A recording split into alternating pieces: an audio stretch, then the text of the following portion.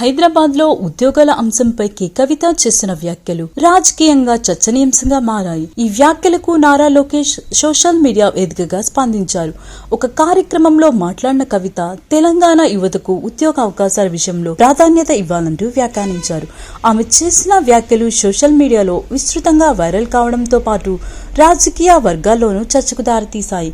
దీనిపై స్పందించిన లోకేష్ ఆధునిక కాలంలో ప్రాంతం కంటే ప్రతిభకు ప్రాధాన్యం ఇవ్వాల్సిన అవసరం ఉందన్నారు. మేము నిర్మిస్తున్న ఆంధ్రప్రదేశ్లో వ్యక్తి ఏ రాష్ట్రానికి చెందిన వారన్నది కాదు, వారి ప్రతిభ నైపుణ్యాలు సమాజానికి వారు అందించే విలువే ముఖ్యమని ఆయన పేర్కొన్నారు.